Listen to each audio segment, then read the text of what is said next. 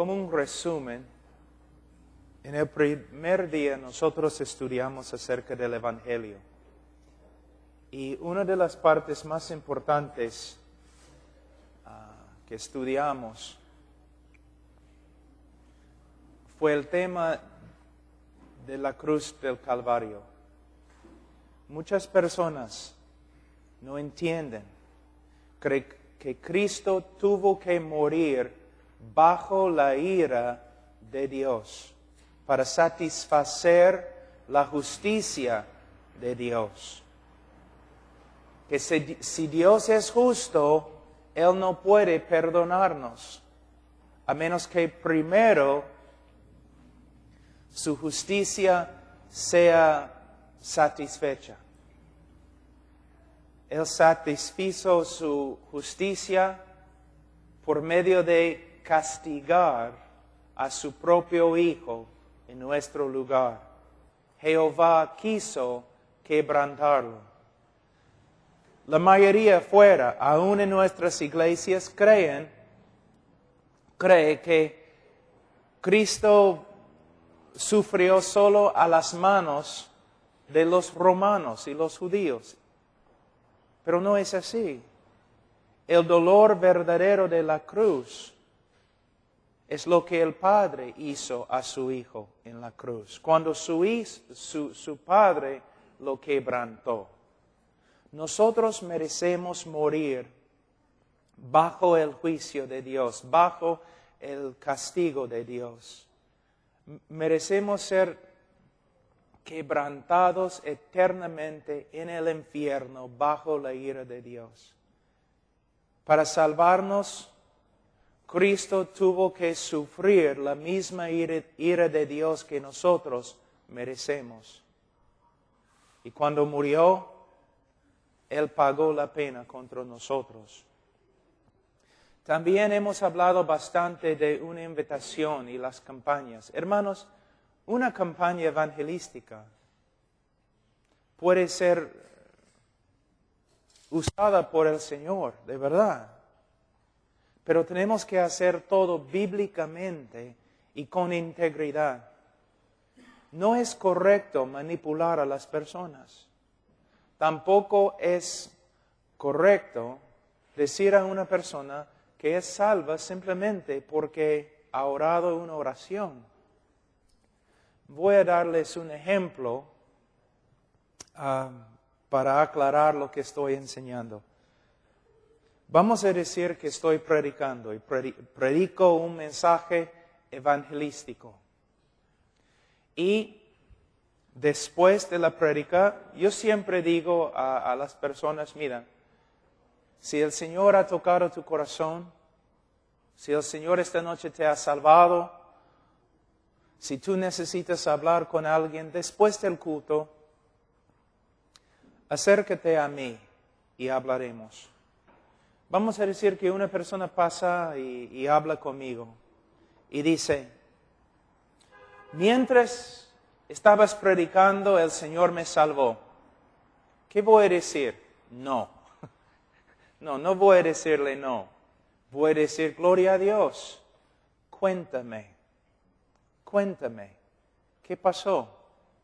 Bueno, no sé, la música y el mensaje, todo era tan bonito y ese es el tipo de vida que quiero y hay problemas. No entiende nada. Entonces, no voy a rechazarlo, no voy a enojarme con él, pero voy a empezar de nuevo a explicar lo que es el Evangelio, lo que es el pecado, lo que hizo Cristo por nosotros, lo que significa el arrepentimiento y la fe. Creyendo, confiando que el Señor va a obrar a través de su palabra. Pero si aún después la persona no tiene ninguna evidencia de arrepentimiento y no demuestra que entiende lo que es la salvación, no voy a tratar de manipular a la persona para que haga algo. Voy a decir, mira, vamos a hablar más de esto luego. Vamos a hablar más. Vamos a seguir hablando, vamos a seguir estudiando las Escrituras. Mira, ¿puedes venir a la iglesia mañana? y poco a poco voy a discipular. Podemos usar el discipulado para evangelizar. Hay algunas personas que se van a acercar y al toque se nota, ¿no? Tienen arrepentimiento, quieren ser salvos, entienden, y no tienen que entender todo, no. Pero tiene que haber evidencia de que sí, saben lo que están haciendo. Y hay personas que a veces que se van a acercar y al toque casi ni vamos a tener que hablar con ellos, porque ¡pum! Se nota, gloria a Dios. Pero hay otros que quizás vamos a tener que trabajar meses con ellos. También si una persona después de hablar conmigo dice, yo sé que el Señor me ha salvado. Él puede tener esta confianza porque el Espíritu Santo testifica, ¿no? Cuando una persona de verdad se convierte, el Espíritu Santo está obrando, dándole confianza y seguridad. Gloria a Dios. Si una persona dice, esta noche el Señor me salvó, yo digo, gloria a Dios, gloria a Dios. Pero también me gustaría compartir contigo algunas cosas. Si de verdad esta noche has creído en el Señor Jesucristo, Él te ha salvado. Pero también va a haber otras evidencias. Otras evidencias. Poco a poco vas a empezar a crecer y cambiar. Tus deseos van a cambiar. Vas a querer buscar al Señor y crecer en tu conocimiento de su palabra. Y un montón de otras cosas. Y también voy a advertir a la persona, mira, aunque te sientes mucho esta noche, si sales de aquí esta noche y regreses al mundo y no creces en la santidad y tus deseos no cambian de verdad, entonces es muy posible que nada pasó aquí esta noche. ¿Ves? Entonces, ¿qué estoy haciendo? ¿Estoy predicando el Evangelio? ¿Estoy rogando con lágrimas a la gente que se arrepienta, que cree en Cristo? ¿Estoy animándolos? Todo. Pero cuando se acercan, estoy aconsejándoles bíblicamente. Porque yo sé que yo puedo manipularlos, yo puedo convencerlos que oren esta oración conmigo, pero quizás van a salir sin conversión, sin salvación, aunque crean que son salvos. ¿Okay?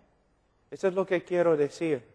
No estamos en contra de invitaciones, no estamos en contra de predicar con pasión, no estamos en contra de las lágrimas cuando predicamos, pero sí estamos en contra de la manipulación y de usar una forma superficial de evangelismo.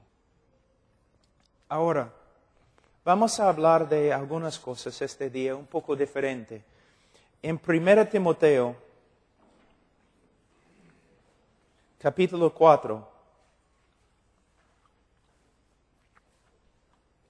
1 Timoteo, capítulo 4.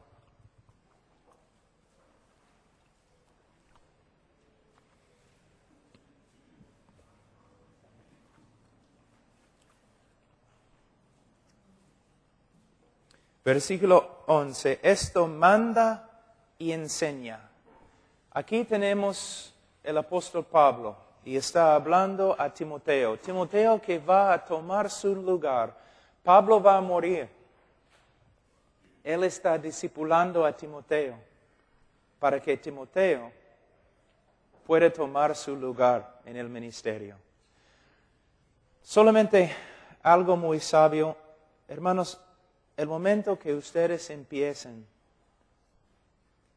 el momento que empieces tu ministerio, tú debes estar pensando en una persona que te puede reemplazar. Constantemente debes pensar, ¿quién puedo discipular para que luego esta persona tome la obra? Ahora, voy a hablar un ratito de discipulado. Como pastor, Tú debes preocuparte por todos los creyentes en la iglesia. Pero es imposible que tú discipules a todas las personas en la iglesia. Personalmente. Estás discipulando a cada uno desde el púlpito. Pero no puedes discipular a todos. Y no es bueno discipular a todos. Por ejemplo, no debes estar discipulando a una mujer. Pero sí lo que tienes que hacer es, tienes que comenzar a orar y escoger a hombres que pueden ser útiles en la obra. Y hombres que quizás un día llegarán a ser pastores. Quizás el pastor en tu lugar. En la Biblia, quizás cuando vengo la próxima vez voy a hablar de eso. En la Biblia no solamente hay un pastor en las iglesias. Aquí tenemos una forma de tener un pastor y diáconos. Pero en la iglesia había pastores, varios hermanos trabajando como ancianos, trabajando juntos como un equipo. Y en la iglesia del Nuevo Testamento no tenemos un pastor y algunos diáconos, sino tenemos pastores o ancianos y diáconos. Los pastores en la iglesia se preocupan por todas las necesidades espirituales y nada más. Los diáconos se preocupan por todas las necesidades materiales. El pastor, su trabajo principal es preocuparse no por la personería jurídica o las ventanas rotas o la cañería o otras cosas así. El pastor debe preocuparse principalmente con las necesidades espirituales de la congregación. El trabajo de los diáconos es cuidar todo lo que tiene que ver con lo material en la iglesia. El Señor es muy sabio. Y este es el problema en la iglesia, ¿no es cierto? Muchos de ustedes, pastores, tienen que trabajar tanto en la obra de diácono. Tanto trabajo como diácono que no puedes realizar tu obra como pastor. Tenemos que también reformar la estructura de la iglesia. La estructura de la iglesia. Tú dices, pero Pablo, ¿no hay otros hombres que pueden funcionar como pastores en la iglesia? Entonces debes empezar a entrenarlos. Entrenarlos. Y hay que entrenar también a los diáconos. Muchos pastores nunca invierten tiempo en los hombres. Nunca están entrenando a los otros hombres y por eso ellos tienen que hacer toda la obra en la iglesia. Pero ustedes deben empezar a orar primero y buscar a hombres que ustedes pueden entrenar para la obra, para que ellos puedan trabajar contigo, pastores y diáconos. Ahora, Pablo dice en versículo 12 a Timoteo, ninguna tenga en poco tu juventud, sino sé ejemplo de los creyentes en palabra, conducta, amor, espíritu, fe y pureza. Ninguno tenga en poco tu juventud. Ahora, probablemente la única persona aquí hoy día que necesita escuchar esta palabra es hermano Ernesto Zacarías porque es tan joven. Pero hay algo aquí para todos los pastores, aún los más antiguos. Dice, sé ejemplo de los creyentes. Sé ejemplo de los creyentes.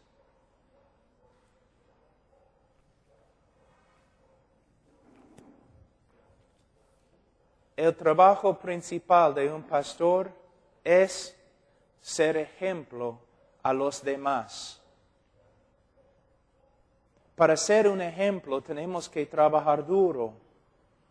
No para ser ejemplo, sino para crecer en nuestra conformidad a Cristo.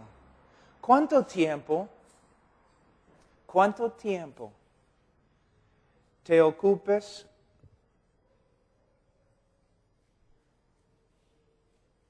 en crecer en la fe cristiana? Cada día. ¿Cuánto tiempo dedicas a estudiar la Escritura y orar para que seas como Cristo? Creo que ya hemos encontrado un problema, ¿no? Un ejemplo. ¿Sabe que no puedes tener un ministerio si no tienes una vida? De una forma se puede decir que Cristo no tenía ministerio, sino tenía una vida. Y de su vida salía vida. No se puede dividir o separar el hombre de su ministerio. El trabajo principal que tienes es estudiar y orar para que tu carácter se conforme al carácter de Jesucristo. Es algo que de verdad muchos pastores nunca piensan así.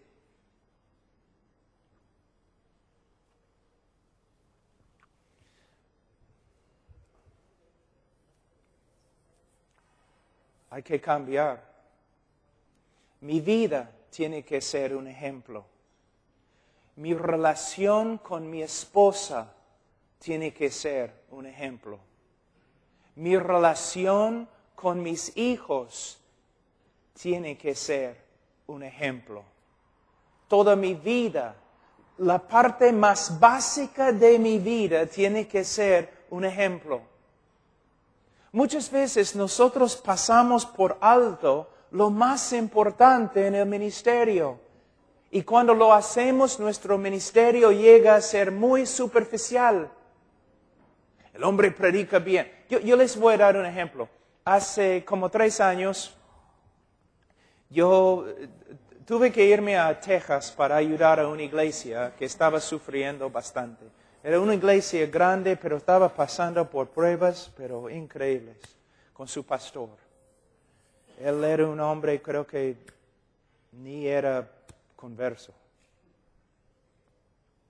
Y después de la primera prédica, bajé de la plataforma y un grupo de hombres se me acercaron, líderes en la iglesia, y me dijeron, hermano Washer, tú debes ser el pastor de nuestra iglesia.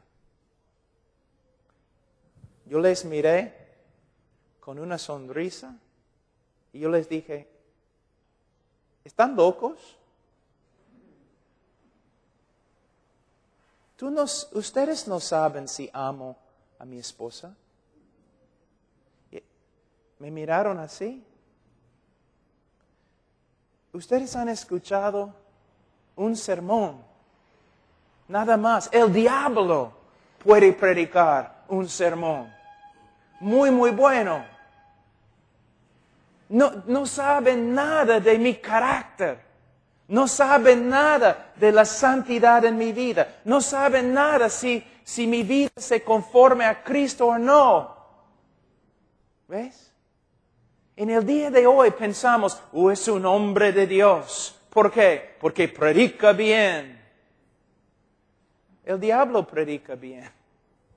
Yo he conocido muchos hermanos, peruanos, gringos, europeos, que predican muy bien, pero viven como el diablo.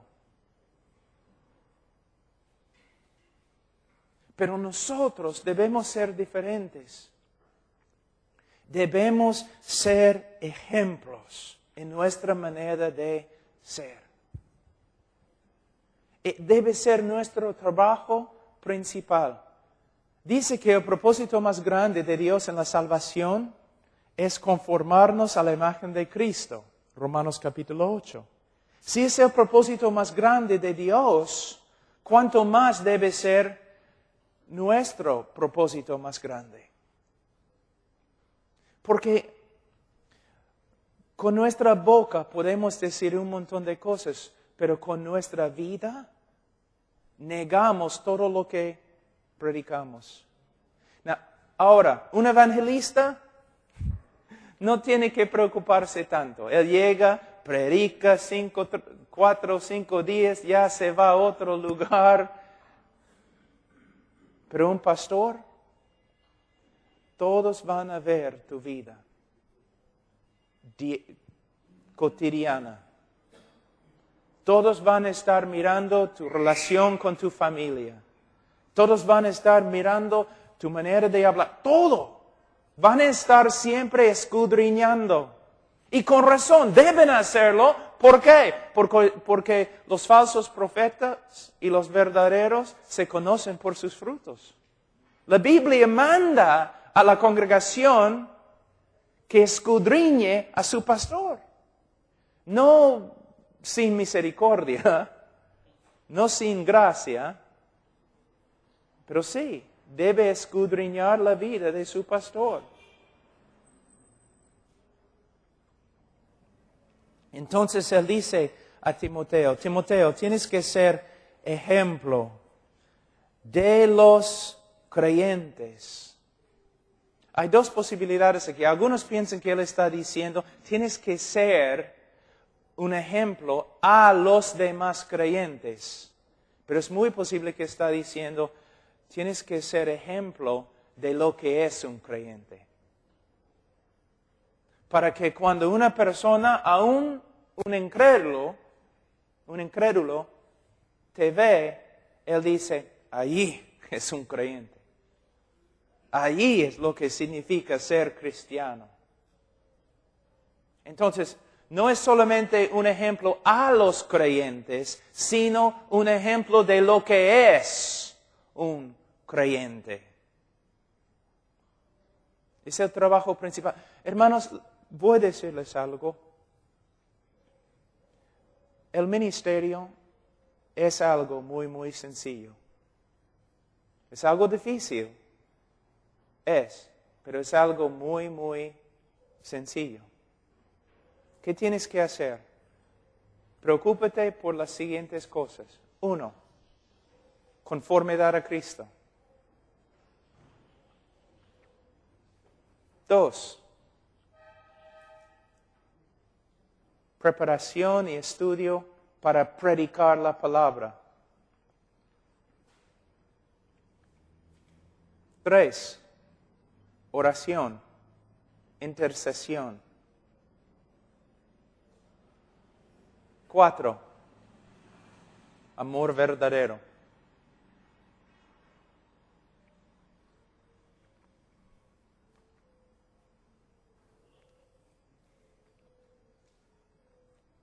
Es muy sencillo.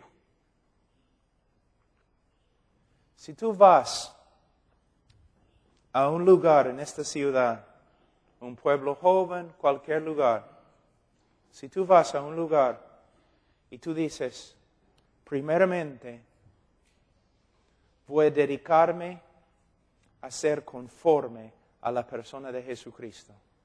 Voy a cuidar mi carácter y voy a estudiar la Escritura para que mi carácter sea conforme a lo de Cristo, el de Cristo. Voy a estudiar para predicar correctamente la palabra de Dios. Va a ser la énfasis en mi ministerio. Conformidad a Cristo es mi vida. Mi ministerio, la parte principal, va a ser estudiar la Escritura para ser cambiado por la Escritura y para transmitir o comunicar la Escritura a otros. Voy a orar, voy a interceder por la congregación y por mi comunidad, por los incrédulos y por todos. Y voy a amar. Yo voy a servir a la congregación y yo voy a servir a los incrédulos por medio de testificarles. En la calle, en mis relaciones, puerta a puerta, Así. ¿Qué más? En el día de hoy hemos aprendido que no, hay que hacer un montón de cosas, hay que tener estrategias, hay que tener programas, y algunas estrategias son buenas y algunos programas son buenos, pero si empezamos a complicar el ministerio, estamos mal. Es muy sencillo, muy difícil, bastante trabajo. Pero él dice que debemos ser ejemplos. Y dice, en palabra. No está hablando aquí simplemente de la prédica, sino nuestra manera de hablar. ¿Por qué? Hermanos, uno no tiene que mirar dentro de tu corazón. Solamente tiene que escuchar tus palabras. Porque tus palabras cuentan todo. ¿Cómo hablas? Yo conozco pastores que cuando hablan se notan rencor. Otros, enojo. Otros, el mundo, porque casi nunca hablan de Cristo. Hablan del mundo o hablan del ídolo del ministerio. Todo es su ministerio. El ministerio es más importante que Cristo. Se nota orgullo en nuestra manera de hablar. Todo lo que se encuentra dentro del corazón sale por la boca. También se nota envidia y chismes. Un pastor hablando contra el otro, no a su cara, sino a otros pastores. Hermano, tenemos que ser ejemplo en nuestra manera de hablar. Y no es algo que simplemente puedes fingir, porque tarde o temprano, lo que está dentro de tu corazón, cuando no estás guardándote, va a salir. El verdadero tú va a salir. ¿Y cómo podemos conformar nuestra manera de hablar a la imagen de Cristo? Por medio de renovar la mente con la palabra de Dios. Romanos capítulo 12, versículo 2. Pastores, tenemos que respirar, comer la palabra. Tenemos que hacerlo. Tenemos que leer la Biblia. Tenemos que memorizar la Biblia. Tenemos que meditar en la Biblia. La Biblia es nuestra vida, es lo que tenemos. Ahora dice, no solamente en palabras, sino conducta. Conducta.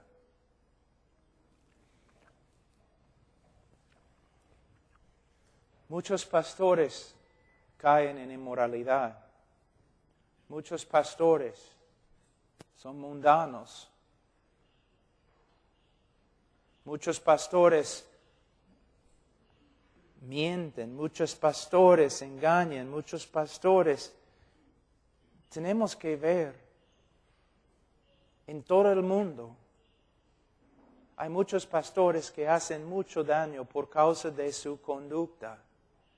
Si tu conducta no está bien, no puedes predicar, simplemente no puedes hacerlo. No puedes. La conducta, el carácter. ¿Sabe lo que hace más daño a la obra misionera en el mundo en el día de hoy? La falta del carácter. Porque las personas siempre están observando, siempre. Carácter, conducta. Muchas veces un hombre predica y cada vez que predica, su esposa se enoja más y se enoja más y se enoja más. Algunas esposas pueden hacerlo porque son incrédulas. Pero algunas esposas se enojan más cada vez que el hombre predica porque ella conoce su conducta. Y está pensando, hipócrita. Niños, que dicen, no quiero tener nada que ver con el Evangelio. ¿Por qué? Por causa de la conducta de los pastores. Y uno dice, pero tú no conoces los pastores. Sí, mi papá es uno de ellos. Conducta, conducta, conducta. Es lo más importante. Nosotros no vamos a ser juzgados en el día de juicio, ¿no?, acerca de nuestra elocuencia, ni nuestra inteligencia, pero sí nuestra conducta y fidelidad, nuestra manera de ser. Pablo, escribiendo a Tito, dijo que ellos confiesen a Dios, pero con su vida lo niegan. Hermanos, eso es tan importante. Y no solamente conducta hacia los de afuera. El estándar que uso yo es mi esposa, porque ella está más cerca a mí que cualquier otra persona. Un matrimonio, simplemente, una definición de un matrimonio cristiano: dos pecadores viviendo juntos. ¿No? Yo decidí hace años, si yo puedo ser obediente a las Escrituras con respecto a mi esposa, entonces yo puedo, ya, lo demás va a ser fácil.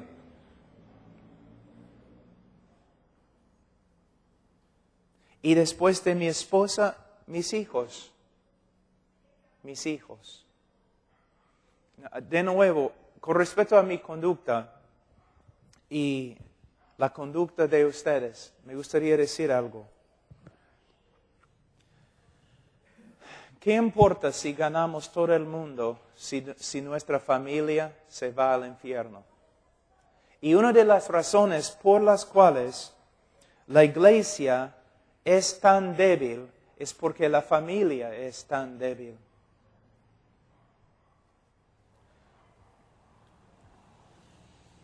Tenemos que reformar la familia.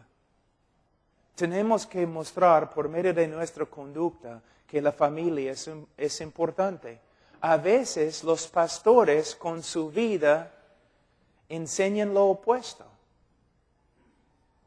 Yo he escuchado pastores diciendo, yo he sacrificado mi familia por el ministerio.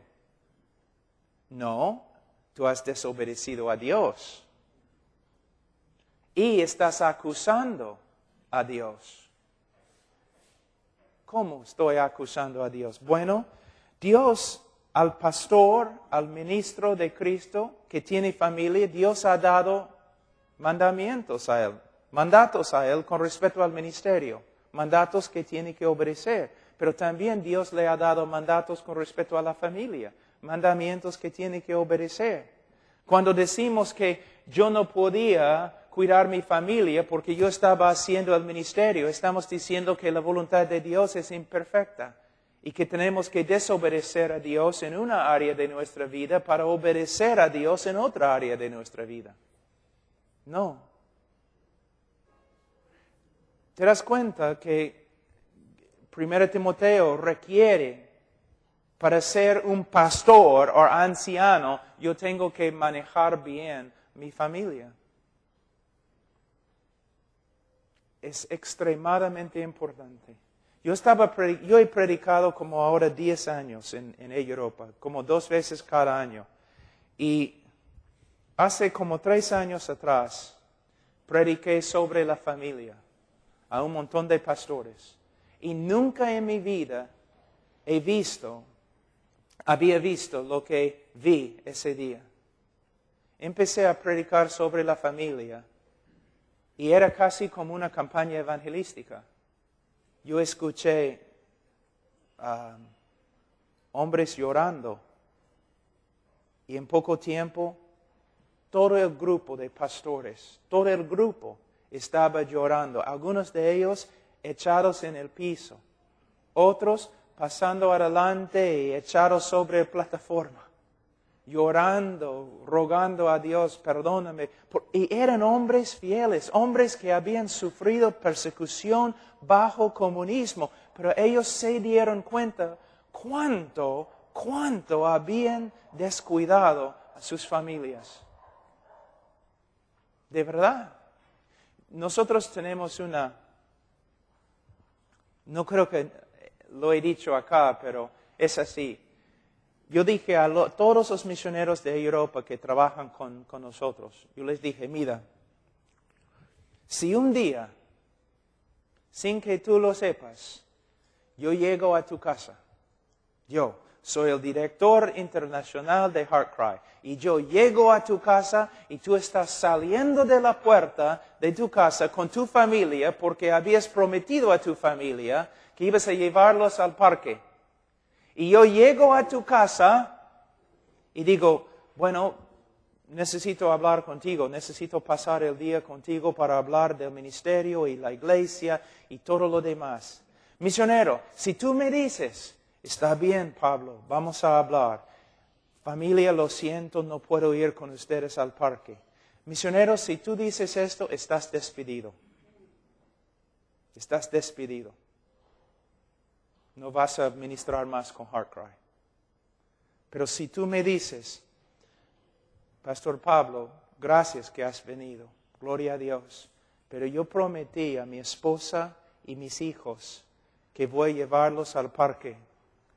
Después de llevarlos al parque y jugar con mis hijos como prometí, yo puedo regresar y hablar contigo toda la noche si es necesario, pero voy a cumplir mi promesa a mi familia.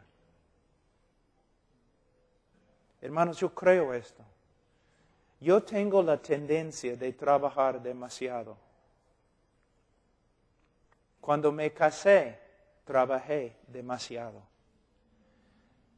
Pero empecé a aprender y gloria a Dios, cuando mi primer hijo nació, yo ya tenía la convicción. Yo voy a obedecer al Señor con respecto al ministerio y voy a obedecer al Señor con respecto a la familia. Quizás una sorpresa para ti. El Señor no te necesita. Yo sé que es difícil creer, pero el Señor no te necesita. Pero el Señor desea que seas obediente.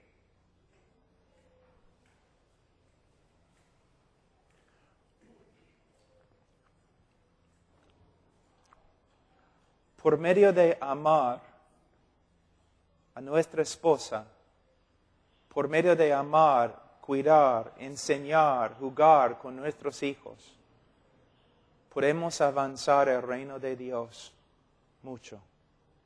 Y por medio si yo comenzara en ese momento una iglesia en Perú, yo haría muchas cosas diferentes. Una de las cosas que yo haría, yo pondría una énfasis increíble en la familia, en el rol del hombre, en el rol de la mujer, en cómo ser un padre bíblico, en cómo ser un hijo bíblico. ¿Por qué? Si vamos a la iglesia, pero cuando regresamos a la casa es un infierno, ¿qué vale? Con nuestra conducta debemos ser ejemplo. Con nuestro amor. Esta es una de las razones por las cuales un anciano en la iglesia tiene que practicar hospitalidad. Debemos mostrar amor. Amor. Ahora, tenemos que tener cuidado con esa palabra, porque amor no se basa en las emociones. El amor tiene que ser un amor bíblico. Bíblico. Por ejemplo, si eres el pastor, ¿cómo puedes mostrar amor a la congregación? Una de las maneras principales, por medio de preocuparte con tu conformidad a Cristo. Puedes amar a la congregación por medio de ser un hombre de Dios con integridad. Puedes amar la congregación por medio de estudiar y estudiar y estudiar para que puedas predicarles la palabra de Dios. Muchos pastores, en el nombre del amor, están corriendo por todos lados, haciendo un montón de cosas, pero no están haciendo las cosas principales, que es predicar la palabra. Mira, la razón por la cual nos mudamos a Alabama, todo el ministerio, todas las familias que trabajan con HeartCry, todos nosotros nos mudamos. Cruzamos el país para ir a Alabama. ¿Por qué? El pastor en Alabama toma en serio el púlpito. ¿Cómo puede mi pastor amarme de verdad? Por medio de entregarme la verdad. Cada domingo en la mañana, cada domingo en la noche, cada miércoles. Si Él quiere amarme, entonces que predique la verdad a mí y a mis hijos. El amor tiene que ser bíblico, pastor. Tú tienes, mira, pastor, mira. ¿Cuán difícil es, pastor, para ti encontrar tiempo para estudiar? Difícil, ¿no? Entonces, los hermanos en la iglesia, ¿cuán difícil es? Es tu trabajo estudiar. Si tú no estás estudiando, ¿cuánto están estudiando ellos? Entonces nadie tiene la palabra de Dios. Un pastor, la mayoría de los pastores en los Estados Unidos estudian la Biblia menos que 15 minutos cada día. Entonces, ¿cómo es la congregación? O estudiamos la Biblia como si fuera una revista, ¿no? Leyendo nomás. Pero hay que leer, hay que memorizar, hay que meditar, pero también hay que estudiar. Y es difícil. Difícil es estudiar. Algunos dicen que los predicadores entre los puritanos, los predicadores en la época de Spurgeon, eran algunos de los más grandes predicadores que han vivido en la tierra. Sus sermones continúan hasta el día de hoy. Uno de ellos era Alexander Maclaren. Alexander Maclaren era uno de los predicadores favoritos de Spurgeon. Le encantaba a Spurgeon escuchar a Alexander Maclaren. Alexander Maclaren, por lo general, estudiaba para predicar un sermón 60 horas.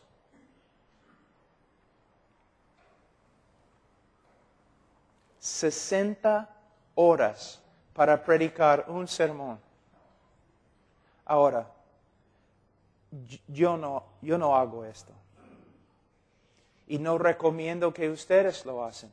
Pero creo que podemos aprender algo de su vida. Nosotros, ¿no? Muchas veces estudiamos media hora, 1 hora. Encontramos un bosquejo que otra persona escribió. O simplemente miramos un texto asumiendo que entendemos lo que dice. Hermanos, algunas veces necesitamos un terremoto en nuestra vida. Algunas veces necesitamos a alguien que puede sacudirnos y decirnos, ¿tienes el temor de Jehová en tu corazón? ¿No te das cuenta que los maestros, no, experimentarán en el día de juicio más condenación, más juicio? Tenemos más responsabilidad. Si pastores como Alexander Maclaren, yo tengo todos sus sermones en mi biblioteca. Si él, para preparar un sermón, por lo general, estudiaba 60 horas, ¿cómo podemos decir que somos predicadores cuando pasamos media hora o menos? Entonces, nuestra conducta Y dice aquí, nuestro amor. Y como un pastor te digo, vamos a usar un ejemplo. Un pastor de ovejas que no provee alimento a las ovejas, ¿ama a las ovejas? Un padre que no da alimento a sus hijos, ¿ama a sus hijos? No. Nosotros decimos es un sinvergüenza, debe ir a la cárcel. Un pastor, si él quiere mostrar amor para con los miembros de su congregación, él debe darles de comer. Pero para dar comida, tú tienes que recibir comida. Por medio de estudiar. Ahora, hermanos, en el nuevo pacto, y nosotros estamos en el nuevo pacto en Cristo, en el nuevo pacto, amor no es una cosa, amor es la cosa. Jesús dice que de verdad ahora como creyentes, de verdad tenemos solamente 2 mandamientos. Amar a Dios y amar a nuestro prójimo. Amar. Tenemos que de verdad, darnos a la congregación. Tenemos que compartir nuestra vida con la congregación, pero siempre dentro de los mandamientos de Dios. Les voy a dar un ejemplo. De una forma, un hombre homosexual puede amar a otro hombre homosexual. Se puede decir que es amor, pero no es un amor bíblico. Una mujer puede decir que ama a su hijo y por eso no lo disciplina. De una forma es amor, pero no es un amor bíblico. Cuando el pastor, en el nombre del amor, está corriendo por todas partes, haciendo todo en la iglesia, gastándose y no tiene tiempo para estudiar, es un amor, pero no es un amor bíblico.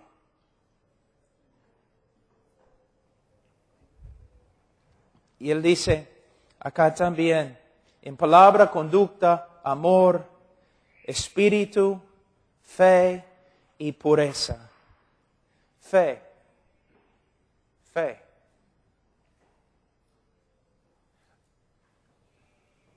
Un pastor que siempre anda preocupado por todo, no tiene fe.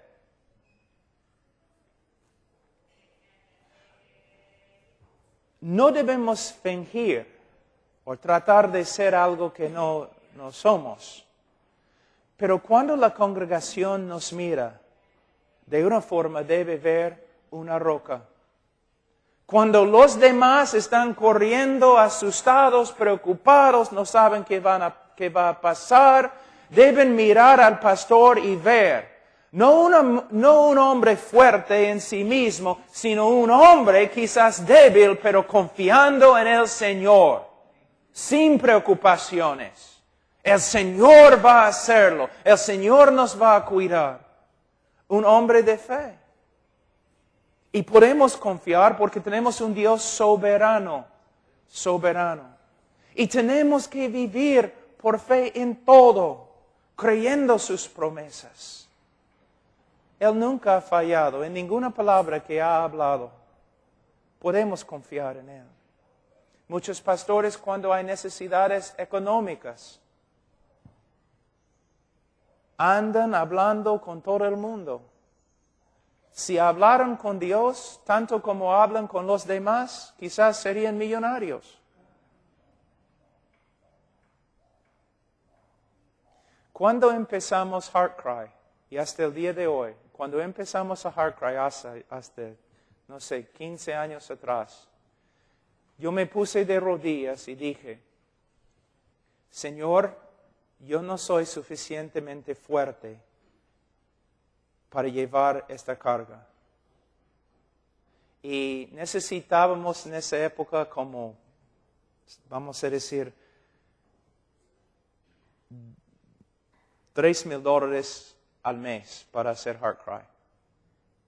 Y decía, Señor, es tanto dinero. Aquí es lo que voy a hacer, Señor.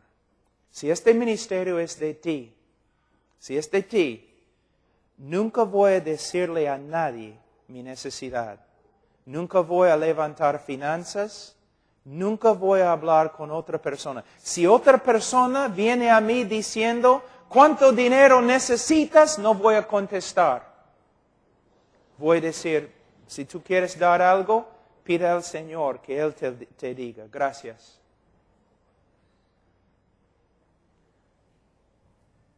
Ahora necesitamos como 75, 60 mil dólares cada mes. En todo ese tiempo, el Señor ni una vez ha fallado. Había tiempos cuando yo tenía que, después de predicar a 5,000 personas, yo tenía que salir y el próximo día yo estaba trabajando como albañil y carpintero para dar alimento a mi familia. Pero ni una vez los misioneros no recibieron su apoyo. El Señor nunca ha fallado. Y aun cuando los obreros que trabajan en los Estados Unidos, cuando no recibían sus sueldos por otros medios, el Señor les dio más apoyo que antes. Hermanos, se puede confiar en Él. Uno de los libros que recomiendo a ustedes es la autobiografía de Jorge Mueller. Por favor, lee el libro. La autobiografía de Jorge Mueller. Se puede conseguir en español, ¿no?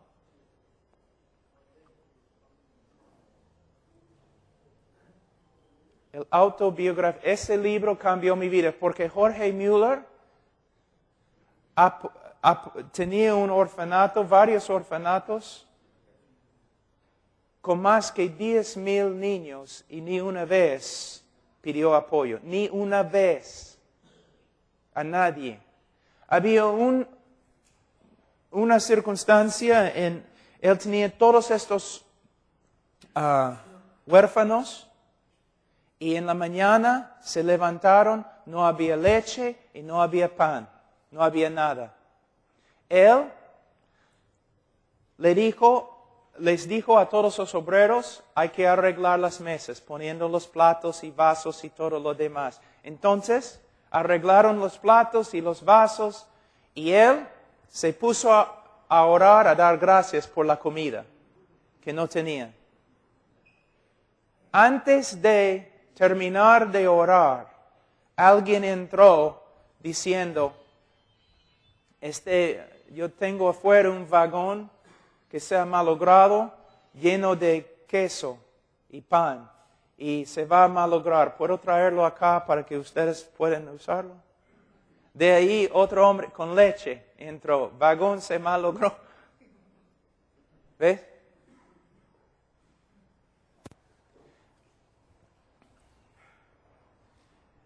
Hay unas palabras que siempre tengo acá. Vamos a ver en español. El Señor se deleita, el Señor se deleita en vindicar la confianza de sus hijos.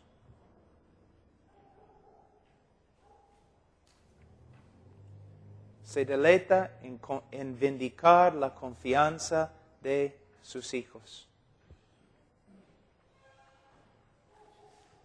Entonces nosotros debemos ser ejemplos de fe. Hermanos, con la oración todo se logra. Todo se puede. Pastor, pero esto está sucediendo. Los chilenos están invadiendo el país y un maremoto y todo. Vamos a orar. Cuando Hudson Taylor, ustedes han escuchado de Hudson Taylor, el famoso misionero de China, ¿no? Los chinos estaban invadiendo el lugar donde ellos tenían todos sus misioneros y todas sus obras. Y los chinos estaban matando a todos en la revolución Boxer. Están matando a todos. Y todos los obreros y misioneros están corriendo como locos por toda esta área donde los misioneros tienen sus casas, y todos estaban gritando y tratando de ver qué se puede hacer. Y un hombre entró en la oficina de Hudson Taylor. Y él está sentado allí, su escritorio, su Biblia, su himnario, cantando himnos. Y un obrero dijo, pero hermano Taylor, ¿qué estás haciendo? Están invadiendo, están matando a todos. Y él miró, ¿qué quieres que haga? ¿Qué puedo hacer? Es un ejército fuera. Si nosotros tuviéramos un ejército, no podríamos hacer nada. ¿Qué quieres que haga? Si voy a morir en paz, cantando himnos a mi Señor.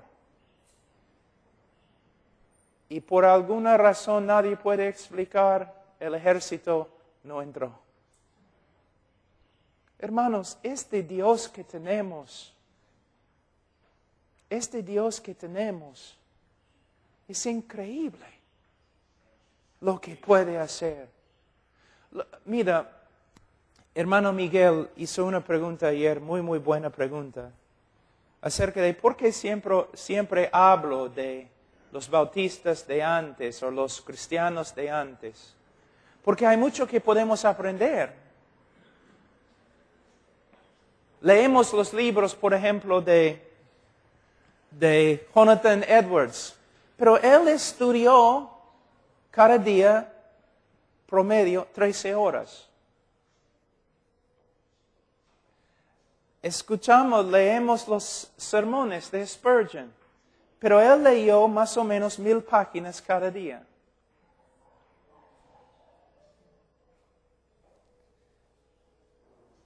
Los grandes misioneros y pastores, muchos de ellos, porque yo no tengo la inteligencia para leer 1000 páginas cada día. Y probablemente no puedo estudiar 13 horas cada día, sin cansarme bastante. Pero aún el hombre más pobre e ignorante puede orar. Y muchos de ellos oraron 4 horas cada día, 3 horas cada día. La oración era su vida. Hay un viejo que dice, el hombre que ora no peca y el hombre que peca no ora.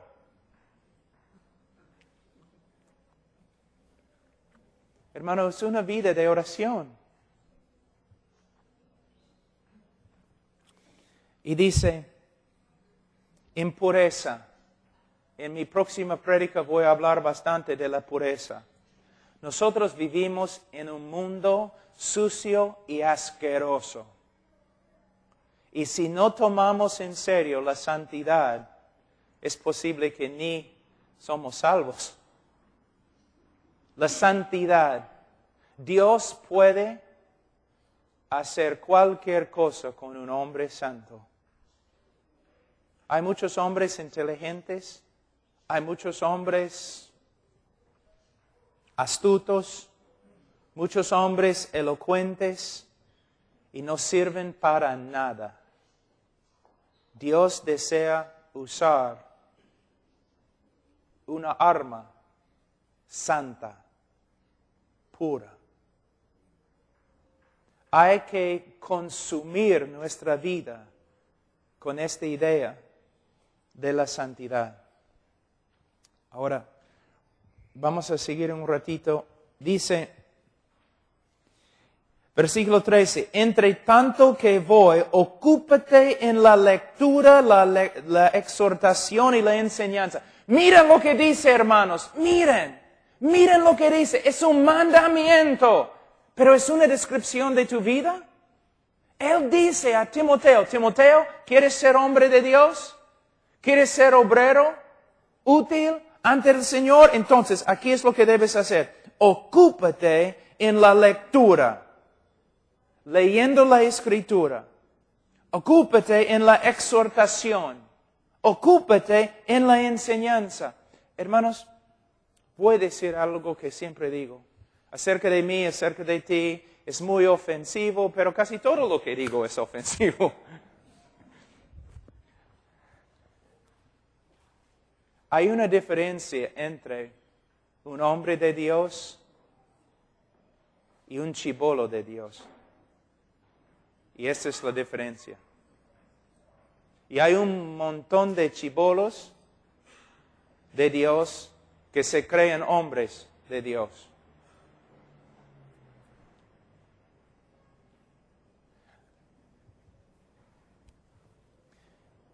En las Escrituras, el hombre de Dios pasaba más tiempo con Dios que con los hombres. Pero cuando estaba con los hombres, logró más que nosotros. Nosotros, más tiempo con los seres humanos y casi nada de tiempo con Dios. El hombre de Dios es un hombre que viene de Dios, que proviene de Dios. Juan el Bautista, 30 años en el desierto, fue enviado por Dios.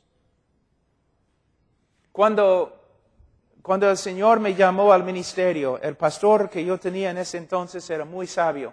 Y yo estaba en su oficina y él me preguntó, Pablo, ¿puedes estar a solas?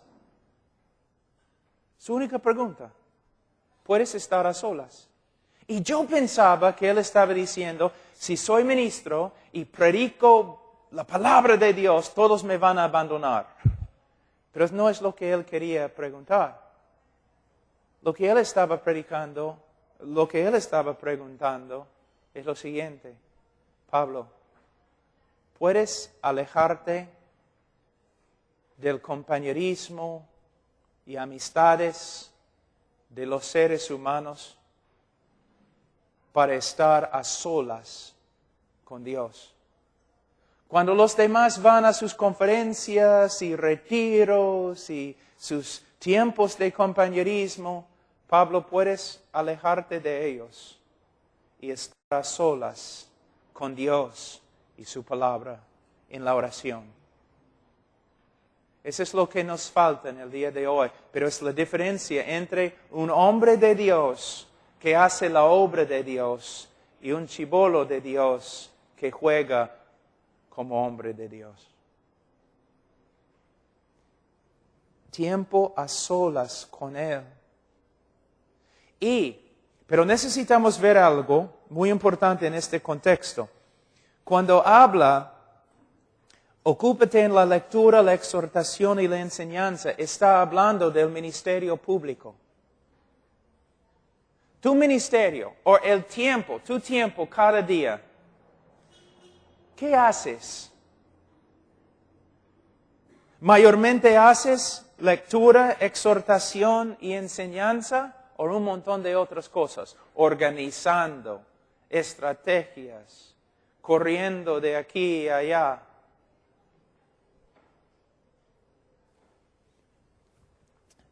¿Tienen el libro El Pastor Reformado en español? Creo que alguien está traduciéndolo ahora. Richard Baxter escribió un libro acerca de cómo un pastor debe ministrar conforme a las Escrituras. Su vida consumida con lo siguiente: el estudio de la palabra de Dios, intercesión y visitando a los hermanos casa a casa, no simplemente para hablar, sino para darles la palabra de Dios. Nosotros hacemos un montón de cosas, pero las cosas principales hemos pasado por alto. Pero nosotros debemos dedicarnos a la lectura. ¿Cuántos de ustedes tienen lectura pública en la iglesia? Donde se lee un capítulo. Se lee. Imagínense, mayormente en la iglesia la Biblia no se lee. ¿Te das cuenta? Y cuando el pastor lee su texto, es un versículo o algo, y de ahí sale del versículo y habla de otra cosa. Nosotros tenemos que dar espacio a la lectura, pero también la exhortación y la enseñanza. Voy a darles un ejemplo, y aquí vamos a terminar. Quizás voy a enseñar 3 veces hoy día, no sé. Pero una buena ilustración acerca de la enseñanza y exhortación. Hay muchos pastores que exhortan, pero no enseñan. Un día, hace años, yo era joven, yo estaba escuchando a un predicador y él dijo, tenemos que andar en el Espíritu Santo, tenemos que vivir en el Espíritu Santo, tenemos que andar conforme al Espíritu Santo. Y todos estaban diciendo, amén, amén, amén. Después de la prédica, me acerqué y pregunté, estoy de acuerdo, fue un sermón muy lindo, pero ¿qué significa andar en el Espíritu? ¿Y cómo se hace? Se enojó conmigo y salió. Él estaba exhortando sin enseñar cómo. Tú dices a los hermanos, ustedes tienen que amar a Dios más. La congregación dice, por supuesto. ¿Cómo? ¿Cómo puedo crecer en amor? Si estoy en el piso, no puedo agarrar mi correo y levantarme. ¿Cómo puedo crecer en el amor de Dios? Enséñame. Siempre estamos diciendo lo que los demás deben hacer, pero no les decimos cómo hacerlo porque nosotros ni sabemos cómo hacerlo. ¿Ves? Nunca debes exhortar a la congregación a menos que expliques cómo hacerlo. Entonces, la enseñanza y la exhortación. Ahora, yo estoy enseñando ahora como ¿cuánto? 2 horas o algo. ¿Debo terminar, hermano? ¿Sí?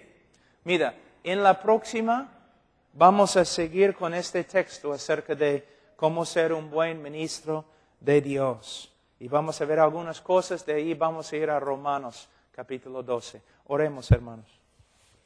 Padre Santo, te damos gracias por este día, te damos gracias por tu palabra.